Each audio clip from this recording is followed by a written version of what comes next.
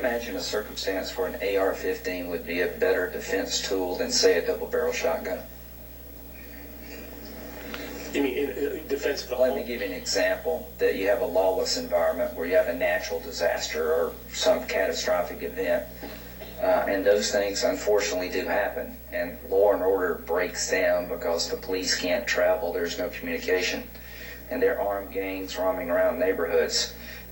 Can you envision a situation where if your home happens to be in the crosshairs of this group, that a better self-defense weapon may be a semi-automatic AR-15 versus a double-barrel shotgun?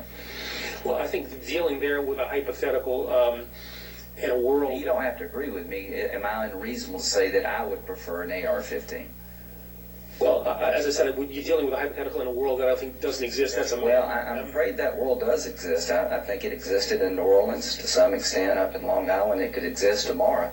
If there's a cyber attack against the country and the power grid goes down and the dams are released and chemical plants are discharges.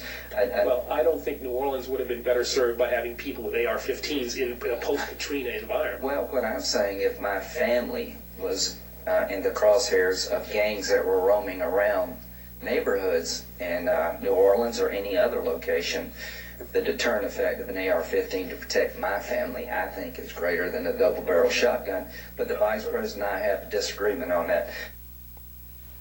That's an argument?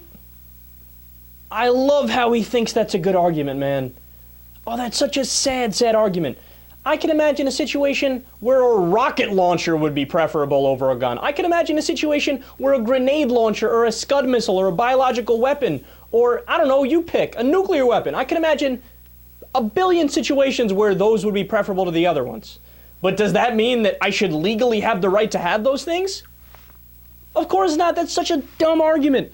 And look, this is one of the most commonly used cop-outs by Republicans that I always notice, and it amazes me that they can't separate the two things and have two separate discussions. I always say to people, if you want to have a discussion based on hypotheticals, let's have a discussion based on hypotheticals and allow in no empirical reality, okay? Or we have a discussion based on empirical reality and we can discuss that. If you only bring up the hypotheticals, then you can, of course, paint any argument to be in your favor, even if your position is absurd. It's like, essentially, the way he set up that question, it's so loaded. It's like saying, so imagine Carmen Electra is naked in front of you.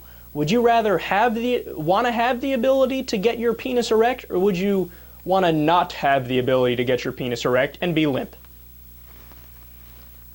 Well, of course I'd want to be able to get erect. What kind of a question is that? And how can you think that's a good argument?